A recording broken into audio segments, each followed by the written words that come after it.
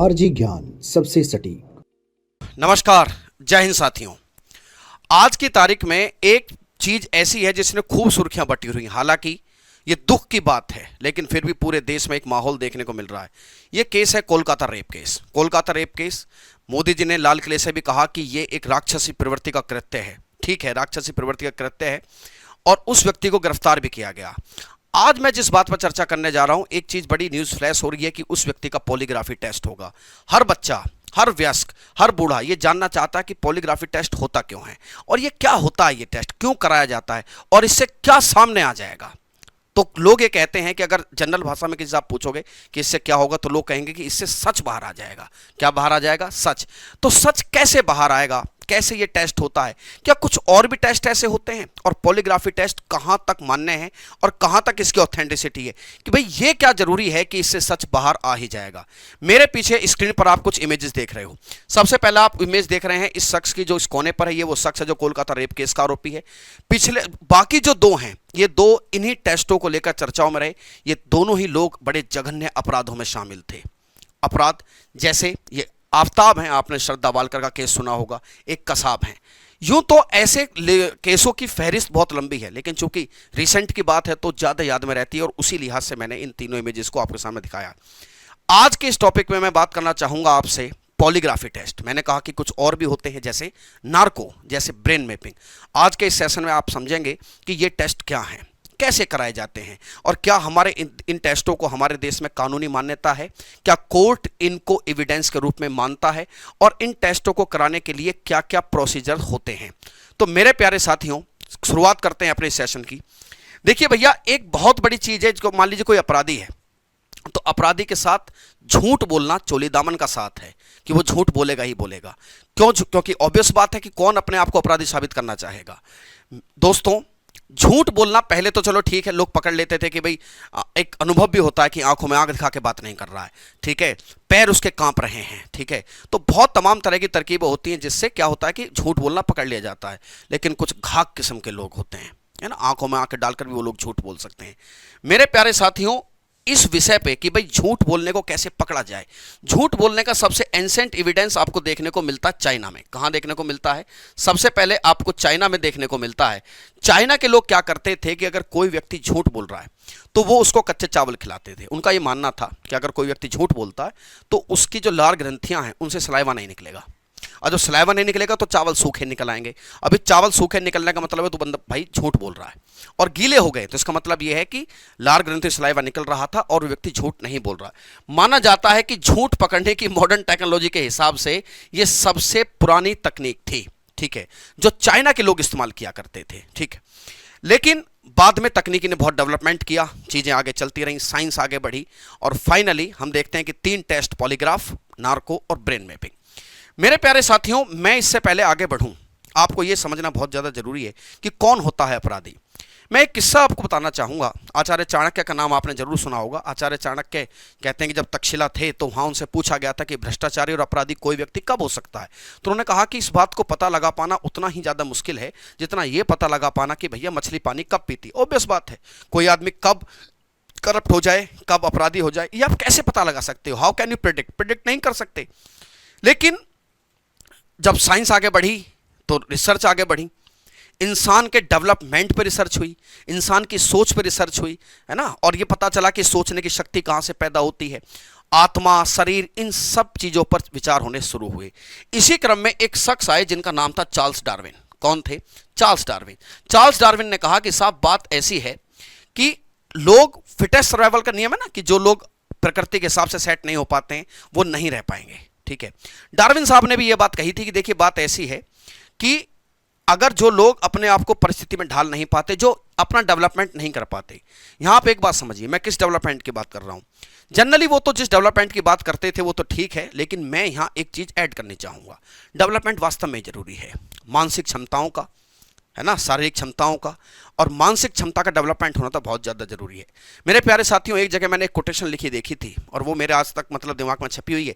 जब भी मैं किसी चर्चा विचार विमर्श करता हूँ तो मैं इस बात को जरूर बोलता हूँ, ठीक है। मैं कई बार बच्चों से भी कहता हूँ और जो मेरे संगी साथी हैं उनसे भी, कि जब आप रात को सोएं तो इस बात पर आप जरूर विचार करें कि आज आपने अपनी मानसिक क्षमता को बढ़ाने के लिए क्या प्रयास किए। डार्विन साहब के इसी कॉन्सेप्ट को बेस बनाते हुए एक शख्स हैं जिनका नाम है लोम्ब्रोसो। ये लोम्ब्रोसो इटली के रहने वाले थे। इन्हें फादर ऑफ मॉडर्न क्रिमिनोलॉजी कहा जाता है। इन्होंने बताया कि अपराधी कौन हो सकता है। बातें बहुत सारी हैं, सारी बातें इनकी किताब में लिखी हैं, लेकिन मैं एक आपको मोटी मोटी बात बता देता हूं। इन्होंने कहा कि वो व्यक्तियों के अपराधी होने की संभावना ज्यादा है जो विकास की रेस में पीछे रह गए हैं। ठीक है, और मैं इसमें, ठीक है, आपकी बात सही हो सकती है, लेकिन मैं आपको यह बात जरूर कहूंगा कि साहब, यह बात एक तथ्य हो सकता है, लेकिन केवल यही बात फिट हो बैठती है क्रिमिनल पर, इसका मैं कोई प्रमाणित नहीं करता हूं, ना अपनी तरफ से कोई इसमें तर्क रखता हूं। हां, इतना जरूर कहूंगा कि ऐसा नहीं है, विकास ही नहीं, गरीब लोगों में भी या मानसिक, अच्छा मैं ये कहता हूं कि मानसिक ऐसा क्षमता जो हो आपकी, जिसमें दिमाग का बिल्कुल डेवलपमेंट नहीं है। कौन सा डेवलपमेंट? कहने को रह रहे हैं आधुनिक समाज में। काहे की आधुनिकता? केवल कपड़ों की आधुनिकता नहीं, अगर विचारों की आधुनिकता की आप बात करते हैं तो आपको अपनी सोच उसी स्तर पर विकसित करनी चाहिए। बहरहाल यहां मैं लोम्ब्रोसो की बात कर रहा हूं।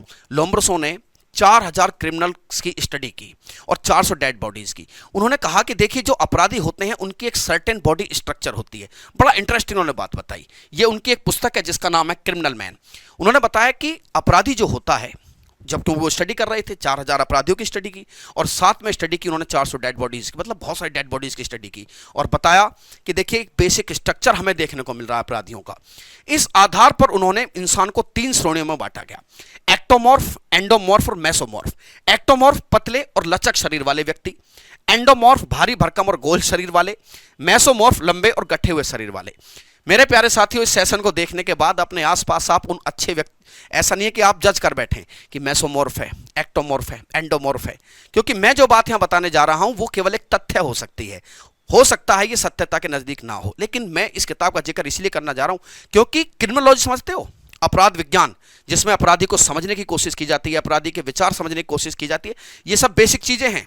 तो इसका इन्हें फादर माना जाता है कि भैया मॉडर्न क्रिमिनोलॉजी के यही फादर हैं। इन्होंने कहा कि ये जो मेसोमॉर्फ टाइप के लोग हैं, जो लंबे और गठे हुए शरीर वाले हैं, इनके अपराधी होने की संभावना बहुत ज्यादा होती है।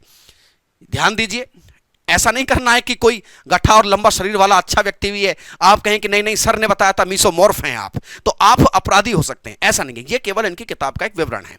इन्होंने बताया कि देखिए साहब, कुछ इस तरह के स्ट्रक्चर होती हैं, और साथ में कहा गया कि जो भैया ये सब जो है एंडोमॉर्फ हैं, ठीक है, ये एक्टोमॉर्फ हैं, है ना, इस तरह की स्ट्रक्चर जो मेसोमॉर्फ हैं, कि इस तरह की स्ट्रक्चर इंसान की होती हैं। उन्होंने बताया कि मेसोमॉर्फ जो हैं वो ज़्यादा अपराधी किस्म में इन्वॉल्व पाए गए हैं। हम ये नहीं कहते कि वो अपराधी होते हैं, ये माना गया कि आपराधिक गतिविधियों में ये लोग ज़्यादा इन्वॉल्व पाए गए। जो व्यक्ति आपराधिक गतिविधियों में इन्वॉल्व पाया जाता है, उससे सबसे पहला काम होता है भैया कि भाई अपराध आपने क्यों किया भी है कि नहीं किया है। कई बार तो होता ही है कि अपराधी खुद स्वीकार कर लेता है, होते हैं कि भाई चलो ठीक है हमसे गलती हो गई, लेकिन there are some professional criminals जिनको आदत है, जो लती है इस चीज के, पैसाचिक प्रवृत्ति है, मानसिक क्षमता का बिल्कुल डेवलपमेंट नहीं हुआ है, आधुनिकता केवल कपड़ों में दिख रही है, बाकी कहीं आधुनिकता नहीं दिख रही। आप कई बार इस सेशन के बाद 1 मिनट के लिए बैठिएगा और सोचिएगा समाज जा कहां रहा है। इतना हम अंतरिक्ष पे पहुंच जा रहे हैं, विचार उतने ही नीचे चले जा रहे हैं। यह कैसी बात हुई? हम जा तो अंतरिक्ष तक रहे हैं, लेकिन हमारे थॉट कहां है? बिल्कुल थॉट प्रोसेस एकदम नीचे चला जा रहा है। क्या ये डेवलपमेंट है? 1 मिनट के लिए आप जरूर सोचिएगा, और जब वीडियो खत्म हो जाए, जब आप देख ले इसको पूरा, अब मुझे बताना कि क्या वास्तव में समाज तरक्की कर रहा है या केवल विज्ञान तरक्की कर रही है। तो आपको बहुत सारी बातों का एहसास हो जाएगा, और सोचना होगा कि देखिए साहब, हम इस समाज को आगे भविष्य में देने क्या जा रहे हैं। जब आप चारों तरफ देखते हैं, ममता बनर्जी साहब के जो सेक्रेटरी हैं, हालांकि उन्हीं की सरकार ने लिखवाया, उन्होंने एक आंकड़ा दिया कि हमारे देश में रोज 90 रेप की घटनाएं होती हैं। मेरे प्यारे साथियों, ये वो घटनाएं हैं जो रजिस्टर होती हैं। पता नहीं ऐसे कितने क्राइम इस देश में रोज हो रहे हैं। मैं अपने ही देश की बात करूंगा, पहले हम अपना घर संभालें, उसके बाद हम दुनिया की बातें करेंगे। तो आपको ये सोचना होगा कि भाई हम आने वाली पीढ़ी को दे के क्या जा रहे हैं। हवा हम खा चुके, पानी हम खा चुके, रिसोर्सेज हम खा चुके, कम से कम सोसाइटी तो प्योर दे जाइए। इस सोसाइटी को भी हमने गंदा कर दिया है। जब आप पॉल्यूशन पढ़ते हैं तो एक पॉल्यूशन का नया प्रकार निकल कर आया है, द सोशल पॉल्यूशन, सामाजिक प्रदूषण। बर्बाद कर दिया है हमने, सब कुछ नहीं छोड़ा है। तो मेरे प्यारे साथियों, ये बात हुई लोम्ब्रोसो की। लेकिन आज फिर हम अपने सेशन पर आगे बढ़ते हैं कि अपराधी होता है तो उसको कई बार एक्सेप्टेंस उसकी कैसे कराएं कि भाई आपने क्राइम किया नहीं किया, क्यों करेगा वो स्वीकार। अच्छा, कुछ संविधान में भी ऐसा प्रावधान है कि खुद के लिए गवाही देने को मजबूर नहीं कर सकते आप। क्या करे पुलिस और क्या करें इन्वेस्टिगेशन एजेंसीज। इसीलिए जब टेक्नोलॉजी आगे बढ़ी तो कुछ टेस्ट का डेवलप हुआ कि देखिए इस माध्यम से पता लगाया जा सकता है कि कौन व्यक्ति झूठा है, कौन व्यक्ति सच्चा है। उसी क्रम में मेरा पहला टेस्ट है पॉलीग्राफ। पॉलीग्राफ बड़ा फेमस टेस्ट, जिसको कई बार हम लाई डिटेक्टर भी कहते हैं। क्या कहते हैं? Lie detector. एक सीरियल आया था सच का सामना, राजीव खंडेलवाल, वो बिठा के पूछते थे और परिवार सामने बैठा होता था, लाई डिटेक्टर पे उसको बिठा के पूछते थे कि जैसे वो झूठ बोलता था टिक टिक टिक टिक के झूठ बोल रहा है ना। तो कई बार गड़बड़ भी हो जाती थी। वहां पूछ बैठते थे कि और बताइए घर परिवारों से, सर बहुत अच्छा चल रहा है, सच बोल रहा है, सच बोल रहा है। और बताइए नौकरी कैसी है? बहुत अच्छी चल रही है, बिल्कुल सच। और आजकल किस हीरोइन को पसंद करते हो?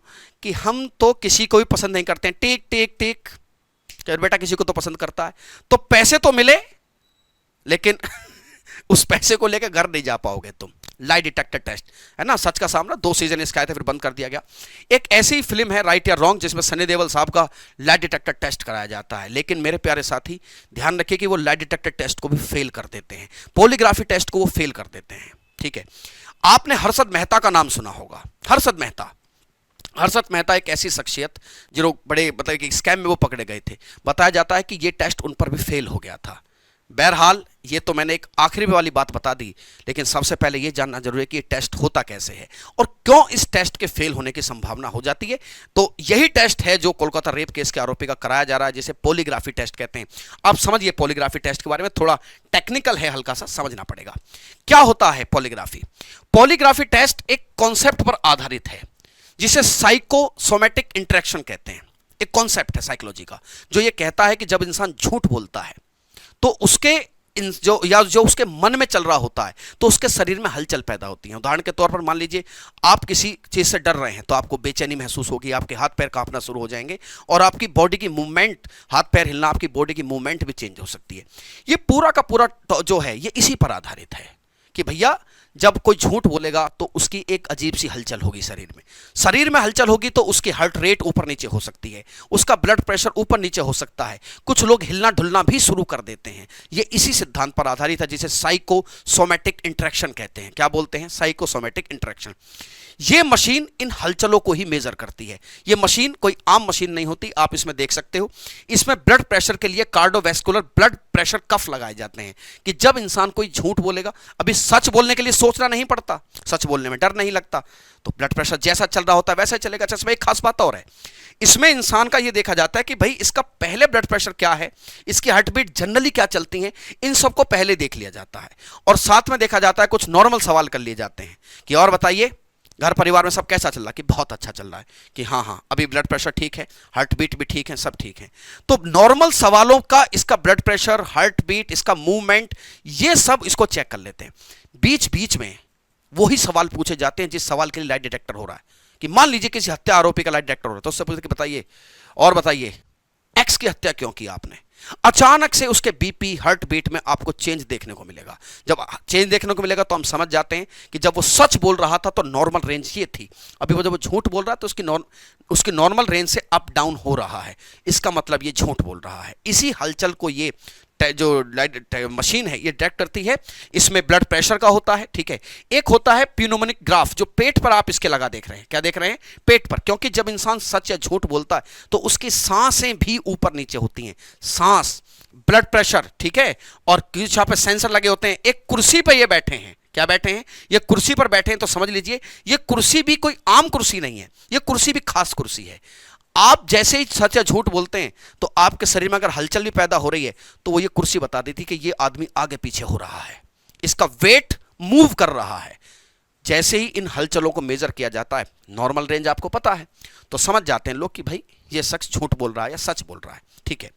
लेकिन मेरे प्यारे साथियों, इसमें एक बहुत बड़ी समस्या है। इसमें क्या समस्या हम बताते हैं। मान लीजिए कोई व्यक्ति झूठ बोलने का बहुत अभ्यस्त है। जैसे उदाहरण के तौर पर ऐसे समझिए आप कि जब आप धीरे धीरे, जब बच्चा बड़ा होता है, छोटेपन में वो पकड़ा जाता है, बड़ा होता है तो बड़ा मास्टर स्ट्रोक लगा लेता है, वो नहीं पकड़ा जाता क्योंकि वो दिमाग में सब कुछ सेट करके होता है, वो अभ्यस्त हो चुका होता है। ऐसी कुछ सोसाइटी भी हैं या ऐसे कुछ जगह है या कोई ऐसी सोसाइटी है जहां पर झूठ बोलना बचपन से कोई दिक्कत है नहीं, तो उस बच्चे को सच और झूठ बोलने में कोई दिक्कत आएगी नहीं। तो ऑब्वियस बात है इस प्रकार की हलचल नहीं होगी, तो लाई डिटेक्टर फेल कर जाएगा। जैसा कि मैंने आपको बताया कि अगर कोई शख्स बहुत ज़्यादा यूज टू हो जाए, जैसे मैं 2-4 केस आपको बताया, हर्षद मेहता का मैंने आपको केस बताया था, तो उनके साथ भी ये हुआ, तब लोग ये कहते हैं कि उन्होंने भी लाई डिटेक्टर मशीन को फेल कर दिया था। ठीक है, अब ये सच है या झूठ इस पर तो हम नहीं कह सकते, लेकिन सुनाई जाता है कि लाई डिटेक्टर मशीन जो थी वो फेल कर गई थी। अमेरिका के खुफिया एजेंसी के अधिकारी, हालांकि उसकी तो सोच अलग थी, लेकिन उन्होंने क्या कहा वो सोचने की जरूरत है कि लाई डिटेक्टर टेस्ट फेल है, केवल और केवल अमेरिका में काम कर सकता है। अच्छा, आपके अमेरिका में क्यों काम कर सकता है? उसका कहना यह था कि अमेरिका के लोग सच्चे होते हैं, तो लाई डिटेक्ट उनको झूठ बोलने की आदत ही नहीं होती है, तो वो तुरंत जो है इनका हलचल होती है वो पकड़े जाते हैं। लेकिन अमेरिका से बाहर लाई डिटेक्टर किसी काम का नहीं है। हालांकि वो जाने अनजाने में, इनडायरेक्ट वे में इस बात को साबित करना चाह रहा था कि भैया अमेरिका के लोग ज्यादा सच बोलते हैं, बाकी दुनिया के लोग झूठ बोलते हैं। ठीक है, तो कुल मिलाकर बात यह हुई कि ये होता है लाई डिटेक्टर, जिसमें काफी आपके मूवमेंट्स वगैरह को चेक कर लिया जाता है। पहले नॉर्मल रेंज डिसाइड की जाती है, उसके बाद जो एबनॉर्मल रेंज है उसको कैच कर लिया जाता है। लेकिन मैंने क्या बताया कि इसमें गड़बड़ हो सकती है। गड़बड़ क्या हो सकती है? जो झूठ बोलने का अभ्यस्त है वो आसानी से लाई डिटेक्टर को फेल कर सकता है। मैंने एक एग्जाम्पल बताया था एक फिल्म का, राइट या रॉन्ग का। राइट या रॉन्ग फिल्म, हालांकि एक कई बार उदाहरण में इसको बताया जाता है, लेकिन हमने वो फिल्म पर्सनली भी देखी है।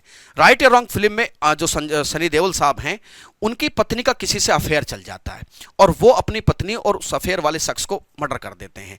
उन्हीं का एक साथी पुलिस वाला, चूंकि वो पुलिस में ही होते हैं, जो इरफान खान है, वो उनको शक होता है इस बात पर कि भैया इसी ने मर्डर किया है। तो वो जब बहुत कोशिश के बाद भी साबित नहीं कर पा रहे हैं तो वो उसके पॉलीग्राफी टेस्ट की जो है डिमांड करते हैं।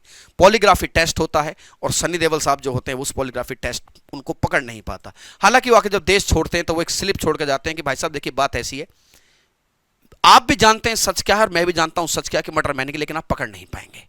मतलब ये है कि इस टेस्ट में कुछ खामियां हैं। चलिए साहब, कुछ खामी है तो सर विज्ञान की भी तरक्की है, उस तरक्की के साथ इस खामी को दूर किया जा सकता है। वही खामी के तौर पर हम एक और टेस्ट पर हम चर्चा करेंगे जिसका नाम है नार्को टेस्ट। कौन सा टेस्ट है? Narco test. आप आरूसी मर्डर केस आपने सुना होगा, कसाब आपने सुना होगा। ये देख रहे हो, ये लेटा हुआ है बंदा और इसका नार्को टेस्ट चल रहा है। क्या होता है नार्को टेस्ट? मेरे प्यारे साथियों, आप एक बात समझ लीजिए, झूठ बोलने के लिए किसी ट्रिक की जरूरत नहीं है और सच उल्टा बोल गए हम, सच बोलने के लिए किसी ट्रिक की जरूरत नहीं है और झूठ बोलने के लिए तमाम ट्रिक की जरूरत पड़ेगी। आप झूठ तभी बोल सकते हो जब आपका दिमाग इमेजिनेशन में है ना भाई। झूठ बोलने के लिए तो ताबड़तोड़ ट्रिक लगानी पड़ती हैं, कहीं पकड़ा ना जाए।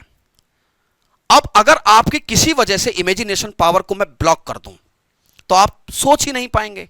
मैं आपसे पूछूंगा कि ये बताइए कि 1,000 रुपए कहां खर्च किए? मैं फिल्म देखने गया था, उसके बाद पार्टी में चला गया था। लेकिन अगर आप सोच पाए और मैं आपसे पूछूं आपने 1,000 रुपए कहां खर्च किए थे? मैंने किताबें खरीदी, मेरे दोस्त को 200 रुपए मैंने दान किए। ऑब्वियस बात है, आपने ट्रिक लगा दिया, आप झूठ बोल रहे हैं उस केस में।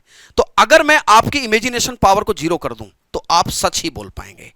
इसी बेस पर, इसी कॉन्सेप्ट पर काम करता है कौन सा टेस्ट, जिसे नार्को टेस्ट कहते हैं। कौन सा टेस्ट? Narco test. नार्को टेस्ट में व्यक्ति को एक सीरम, एक इंजेक्शन इंजेक्ट कराया जाता है जिसे सोडियम पेंटाथॉल कहते हैं। जैसे सोडियम पेंटाथॉल आपके अंदर एंट्री करता है, सोडियम पेंटाथॉल आपके यहाँ को हिप्नोटिक स्टेट में ले जाता है। कहाँ ले जाता है? एक ऐसी जिसे हिप्नोटिक स्टेट कहते हैं। आप बेहोश नहीं होते, बट आप सोच नहीं पा रहे हैं। आपसे जो पूछा जा रहा है आप उसका जवाब दे रहे हो। यह हिप्नोटिक स्टेट होती है, सोडियम पेंटाथॉल। लेकिन मेरे प्यारे साथियों, अब सीधी सी बात है कि लाई डिटेक्टर से ज्यादा प्रमाणित हो गया, क्योंकि इसमें इमेजिनेशन है ही नहीं, है ना। वहां पर आपने अपने दिमाग को इमेजिनेशन कर करके ट्रेंड किया हुआ है, लेकिन यहां आप इमेजिनेशन भी नहीं कर सकते। तो आप जो बोलेंगे सच ही बोलेंगे, ऐसी मान्यता है। सोडियम पेंटाथॉल बड़ी फेमस है ना, और इसको कई बार लोग ट्रुथ सीरम भी कहते हैं, सच बोलने की दवा। क्या इसकी दवा? सच बोलने की दवा। लेकिन इसमें एक बड़ी समस्या है, एक पेच है इसमें। आप हिप्नोटिक स्टेट में या अर्ध बेहोशी जिसे कह सकते हैं, अगर उस हालत में जा रहे हो तो ऐसा भी तो हो सकता है कि आपकी बॉडी उस लेवल को मैनेज ही ना कर पाए।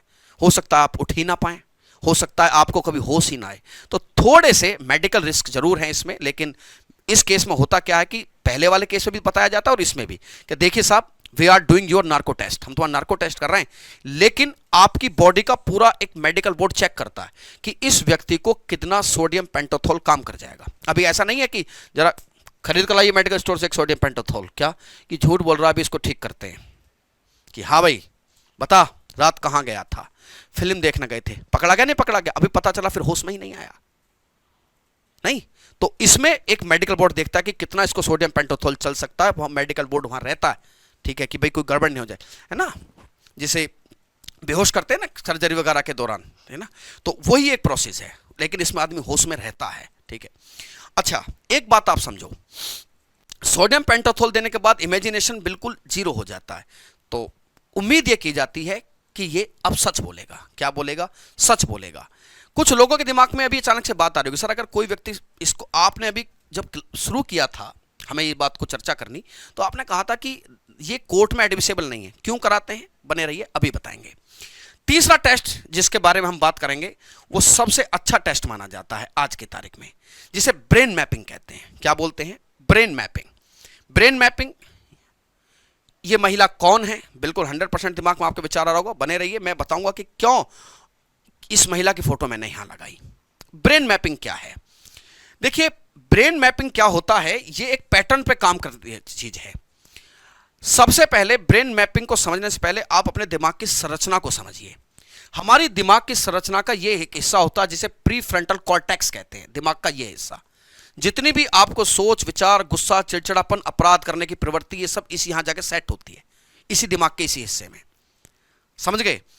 इसका मतलब ये हुआ सर, अगर मेडिकल साइंस से डेवलपमेंट कर ले कि इस दिमाग के हिस्से का दूसरे हिस्से से कनेक्शन काट दें हम, तो क्या आदमी शांत हो सकता है? बिल्कुल शांत हो सकता है, और ऐसा हुआ है, ठीक है। लेकिन इस केस में जो सबसे प्रसिद्ध जो उदाहरण हम दे सकते हैं, अमेरिकन राष्ट्रपति जॉन एफ कैनेडी की बहन रोज मैरी कैनेडी का, इनकी इसी प्रकार की सर्जरी की गई थी। लेकिन देखिए, ये एक बड़ी एक एबनॉर्मल कंडीशन है। अभी गुस्सा, चिड़चिड़ापन, है ना, विचारों में उत्तेजना, ये सब चीज अगर किसी की साइलेंस कर देंगे तो उसकी नेचुरल कैपेसिटी खत्म हो जाएगी। कहते हैं कि उसके बाद ये जीवित रह नहीं पाई, ठीक है। तो दिमाग के इसी हिस्से में सब कुछ होता है। मतलब ब्रेन मैपिंग की पूरी कहानी टिकी है आपके दिमाग के सोचने की ट्रेसिंग को। मतलब कैसी ट्रेसिंग सर?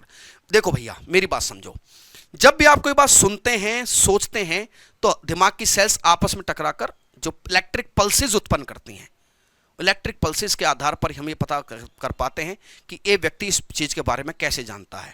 कैसे जानता है सर? वो तो हर बात को सुनकर इलेक्ट्रिक पल्स उत्पन्न करेगा, तो आप कैसे बताओगे कैसे जानता है?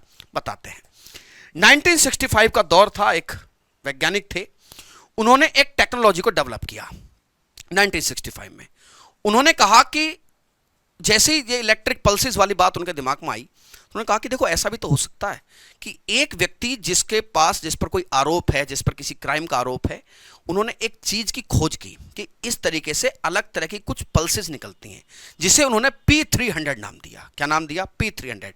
आप इसको ऐसे समझो, मान लीजिए कोई व्यक्ति एक्स है और उस पर आरोप लगा है कि भाई आपने ये क्राइम किया है ना, और इस क्राइम को आपने किसी गन से किया है। हम गन को एक सर्टेन नाम दे लेते हैं, उदाहरण तौर मान लेते हैं कि आपने ये क्राइम AK-47 से किया है, मान लेते हैं।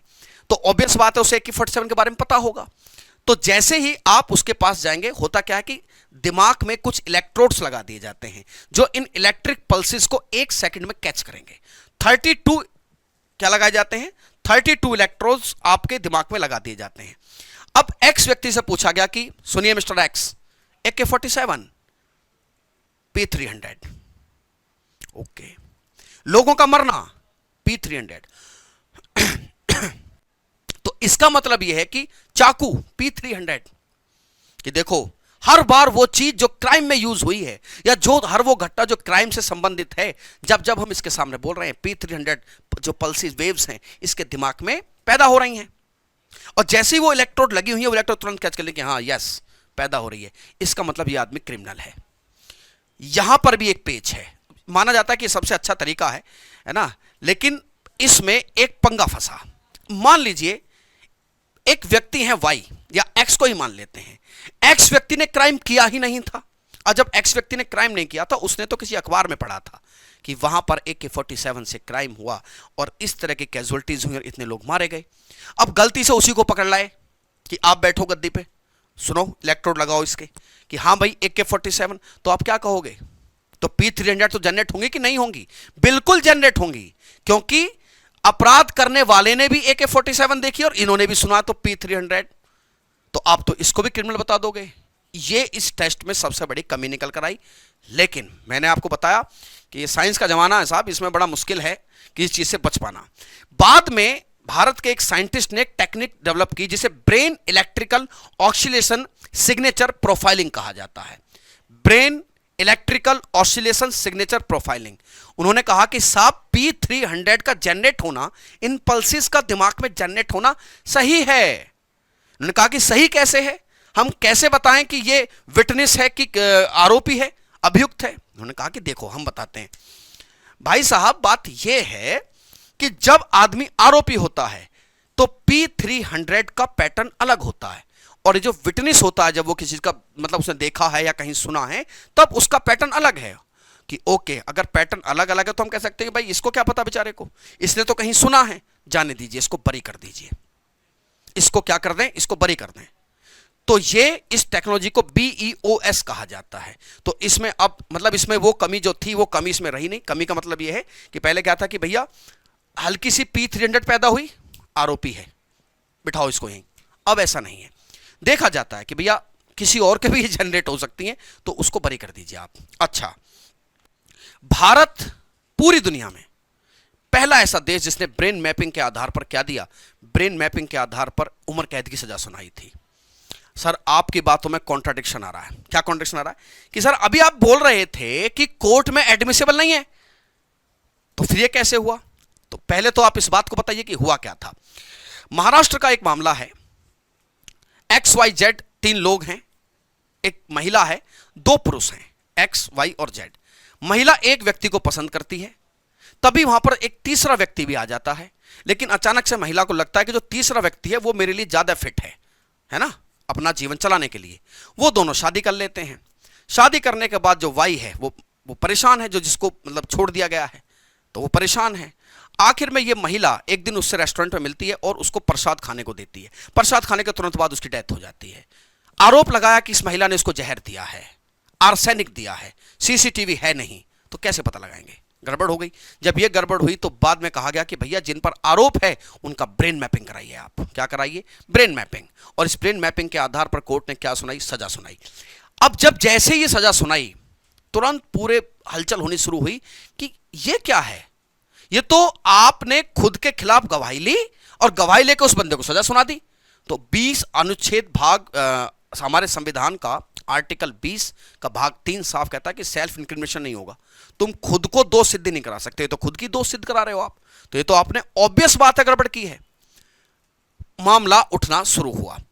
यहीं पर एक बात, जब ये बात आगे चली तो बहुत सारी चीजें इन्वॉल्वमेंट होनी शुरू हो गई, जिसकी चर्चा मैं आगे करने वाला हूं। इसकी चर्चा में सबसे पहली चर्चा मैं एक जिस केस के स्टडी के बारे में करूंगा, तो इसमें हम यही मान सकते हैं कि देखिए साहब, कि क्या ये टेस्ट हमारे देश में हो सकते हैं कि नहीं हो सकते? लोग कहेंगे कि हो सकते हैं, हो रहे हैं, तो उसमें क्या आपत्ति है? आपने ये प्रश्न उठाया है क्योंकि हो सकता है कि नहीं हो सकता, जब हो तो रहे हैं सर। चलिए साहब, इसमें हम कुछ कानूनी पेच देखते हैं। इस कानूनी पेच को समझने के लिए मेरे प्यारे साथियों, सबसे पहले आपको संविधान के अनुच्छेद 20 का भाग 3 समझना होगा, जो साफ कहता है कि आप किसी व्यक्ति को खुद के खिलाफ गवाही देने के लिए मजबूर नहीं कर सकते। कोई भी व्यक्ति क्या है, खुद के खिलाफ आप गवाही दोगे, वो भाग 20(3) का उल्लंघन हो जाएगा, क्योंकि अगर उस पर आरोप है तो पुलिस साबित करे। अच्छा, फिर क्यों कराया जाता है? देखिए, क्यों कराया जाता है, मान लीजिए एक्स व्यक्ति पर कोई आरोप है। अभी आप कोर्ट से ये नहीं कह सकते कि साहब सुनिए, इसने लाई डिटेक्टर में ये बात एक्सेप्ट की है कि इसी ने ये क्राइम किया है। बोला, अरे लाई डिटेक्टर क्या होता है? लाई डिटेक्टर नहीं चलेगा, ठीक है, कुछ और एविडेंस लाइए। हाँ, lie detector, narco, brain mapping के आधार पर आप ये कह सकते हैं कि बताइए AK-47 कहां है? वो मैंने तालाब में फेंक दी है, निकाल कर ले आए कि साहब ये रही। तो आप एविडेंस तो कलेक्ट कर सकते हैं उससे, और साक्ष्य कोर्ट मानता है। तो ये एविडेंस कलेक्शन में जरूर हेल्प करता है, ठीक है। हालांकि जज को भी पता होता है, हालांकि हम आपको एक चीज बताते हैं, हमारी न्याय प्रणाली ऐसी है। देखिए, 2 तरह के न्याय हैं कि भाई हम तुझे आरोपी मान रहे हैं, तू खुद को बेगुनाह साबित कर और मुक्त हो जा। दूसरा पैटर्न यह है, मैं उनका नाम भूल रहा हूं, एक फिलोसोफर थे, इन्होंने कहा था कि भैया भले ही अपराधी छूट जाए, निर्दोष को सजा नहीं मिलनी चाहिए। तो इसी पैटर्न पे दूसरा कॉन्सेप्ट यह है कि कोर्ट, जब आप कटघरे में खड़े होते हैं तो कोर्ट आपको बेगुनाह मानता है। क्या मानता है? बेगुनाह। जिसने आरोप लगा है वो आरोप साबित करे और सजा हो जाएगी। 2 बातें हैं, पहले तो हम आपको अपराधी मान रहे हैं, तुम खुद को साबित करो और बरी हो जाओ। दूसरा पैटर्न अलग है कि हम तुम्हें तो बेगुनाही मान रहे हैं। हमारे यहाँ कहते हैं ना कि जब तक किस पर आरोप ना लग जाए वो व्यक्ति बेगुनाही है। तो हम दूसरे पैटर्न पर हमारी न्याय प्रणाली काम करती है। आजकल आपने खूब चर्चा सुनी होगी न्यूज़पेपर में कि देखिए जमानत नियम है, सजा अपवाद। पहला नियम क्या है? सजा जो है, जमानत ही नियम है। ठीक है, इसी बात को लेकर बहुत सारे लोगों को हाल फिलहाल में जमानत दी भी गई है। ठीक है, किन किन लोगों को जमानत दी गई कमेंट सेक्शन जरूर बताइएगा। चलिए साहब, हम बात कर रहे थे कि कितने प्रमाणिक है कितने नहीं। तो फाइनली बात निकल गई। पहली बात तो भाग 20(3) मना करता है कि खुद के खिलाफ गवाही नहीं दी जाएगी। तो ऑब्वियस बात है सर, दिमाग लगाओगे सर, ये सब तो खुद के खिलाफ गवाही ही है ना, खुद के खिलाफ एविडेंस इकट्ठा कर, खुद के खिलाफ गवाही है ये तो कि मैंने किया है। ठीक है, तो इसी बेस पर क्या हुआ, एक केस हम आपको बता रहे हैं। संतोखबेन जटेजा गुजरात की एक महिला गैंगस्टर, और उन पर काफ़ी कुछ आरोप थे, मर्डर, मतलब बहुत संगीन अपराध उन पर आरोप लगे थे। सरकार ने कहा कि इनका ब्रेन मैपिंग कराइए। क्या कराइए? Brain mapping. लेकिन ब्रेन मैपिंग का ऑर्डर देते वक्त कोर्ट ने कहा कि अगर आप चाहें तो हम तो आपका ब्रेन मैपिंग करा रहे हैं, लेकिन आपको करना यह होगा कि आप चाहे तो इसके खिलाफ अपील कर सकते हो। वो हाई कोर्ट पहुंची। हाई कोर्ट ने कहा कि बात तो ठीक है, आपकी ब्रेन मैपिंग कराई जाएगी, आप तो हार्ड कोर क्रिमिनल हैं। तो उन्होंने कहा कि ठीक है, अगर फिर भी हम आपको मौका दे रहे हैं, आपको लगता है कि हम नहीं कराना चाहते, तो आप सुप्रीम कोर्ट जाइए। सुप्रीम कोर्ट में तब तक ऐसे बहुत सारे मुकदमे आ चुके थे और नेशनल ह्यूमन राइट कमीशन भी एक्टिव हो चुका था। वर्ष 2010 एक हिस्टोरिकल फैसला दिया, एक ऐतिहासिक फैसला दिया सुप्रीम कोर्ट ने। इस मुकदमे को सेल्वी वर्सेस कर्नाटका वाद कहा जाता है। इसमें कोर्ट ने कहा कि ब्रेन मैपिंग, लाई डिटेक्टर, जिसे पॉलीग्राफी भी कह रहे हैं, नार्को, दीज आर अनकॉन्स्टिट्यूशनल। ये अनुच्छेद 20 के भाग 3 के पूरी तरीके से असंगत है, ये नहीं कराए जा सकते। अब दूसरी समस्या पैदा हुई कि साहब अगर आप इन सब चीजों को मना कर रहे हो तो हार्डकोर क्रिमिनल्स जो किसी भी तरीके से टूटते ही नहीं हैं, पुलिस मार ले, पीट ले, कुछ भी कर ले, हालांकि मारपीट तो ठीक है, मारपीट हमने सिर्फ 3rd डिग्री दे ले, मेंटली टॉर्चर कर ले, ठीक है, कि भैया बंद कमरे में पिटाई दूसरे की हो रही है कि इसको कि हाँ भाई बता, वहीं लेके चलूं क्या? उन्होंने कहा कि साहब बताता हूं सारी बात। कई बार लोग तो जानते कि कुछ नहीं होगा, अभी तुम मुझे पीट भी लो। फिल्म देखते हो ना कि इंस्पेक्टर साहब आप मेरा मुंह नहीं खुलवा सकते, तो हम क्या करेंगे इनके खिलाफ, बताइए क्या करें? उन्होंने कहा कि कोर्ट ने कहा कि देखिए आप, हम बताते हैं, इसके बीच का रास्ता निकालिए। हम इन तीनों टेस्टों की मना कर रहे हैं, लेकिन अपराध देश के खिलाफ है, अपराध बच्चों के खिलाफ है, अपराध महिला के खिलाफ है, तो नार्को टेस्ट कराया जा सकता है, पॉलीग्राफी टेस्ट कराया जा सकता है, ब्रेन मैपिंग कराई जा सकती है। लेकिन हम कुछ शर्त ऐड कर रहे हैं, जैसा कि मैंने तीनों टेस्ट बताते हुए एक चीज आपको बताई थी कि there are some medical risk, कुछ मेडिकल रिस्क हैं इन चीज़ों में। उन्होंने कहा कि साहब बात देखिए, जब आप इन टेस्टों को कराएं, हमारी बात याद रखना, पहले तो आपको जिस व्यक्ति से ये जो आप करा रहे हो उसे कंसेंट देना होगा। क्या देना होगा? कंसेंट। कंसेंट मतलब सहमति देनी होगी कि हाँ मैं इसे कराने के लिए तैयार हूं, मुझे कोई चीज़ की आपत्ति नहीं है। और कंसेंट भी ऐसा नहीं कि पुलिस बोले कि हाँ भाई कल को लाइट डिटेक्टर कराया जाएगा, कि नहीं कि लाइट डिटेक्टर होगा, क्यों नहीं होगा, ऐसा कंसेंट नहीं। मजिस्ट्रेट के सामने कंसेंट दे कि साहब, जज साहब मेरा पॉलीग्राफी, ब्रेन मैपिंग सब करा लीजिए। कई बार तो अपराधी खुद भी कहता है कि भाई साहब मुझे तो कोई आरोप ही नहीं है, मेरा लाइट डिटेक्टर क्यों नहीं करा लेते आप? तो होता नहीं, तो वो कहता है कि भाई साहब आप, एक तो कंसेंट, दूसरा उसकी मेडिकल स्थिति देखिए, आप मेडिकल बोर्ड के पास ले जाइए, वो देखेगा कि मान लीजिए मैंने जैसे सोडियम पेंटोथॉल का केस बताया था और सोडियम पेंटोथॉल ज़्यादा गड़बड़ हो जाएगी, तो मेडिकल बोर्ड की परमिशन लाइए, है ना, और साथ में इस व्यक्ति को बताइए कि जो दवा, ये जो टेस्ट, जो मेडिकल इक्विपमेंट्स इस पर इंप्लीमेंट किए जाएंगे, उनका इसके शरीर पर क्या प्रभाव हो सकता, क्या नहीं हो सकता, ये सारी चीजें इसको बताइए, इसका कंसेंट लीजिए और आप ये टेस्ट करा लीजिए। ठीक है, बहरहाल कहानी का सार ये है पूरे इसका कि आज की इस टेक्नोलॉजी में ये सब चीज बड़ी मदद करती हैं। ठीक है, और मेरे हिसाब से देखिए अभी तो ये जमाना इन्हीं 3 पे टिका हुआ है, आने वाले समय कोई और टेक्नोलॉजी भी आ सकती है। ठीक है, तो वो तो ठीक है, क्योंकि इतने हार्डकोर क्रिमिनल्स होते हैं ना, वो एक्सेप्ट ही नहीं करते हैं और पुलिस का काम बढ़ा देते हैं। फिर पुलिस पर तमाम तरह के आरोप भी लगते हैं, पुलिस पे भी दबाव रहता है कि केस क्यों नहीं सॉल्व कर रहे हो भैया, अब क्या करें जब मान ही नहीं रहा है। तो मेरे प्यारे साथियों, मुझे पूरी उम्मीद है आपको इन 3 टेस्ट, इनकी संवैधानिक स्थिति, इनका क्या हिस्ट्री रही है, ये आपको आज अच्छे से पता चला होगा। ठीक है मेरे प्यारे साथियों, फिर मिलते हैं एक अच्छी सी नेक्स्ट वीडियो में, तब तक के लिए धन्यवाद। जय हिंद दोस्तों।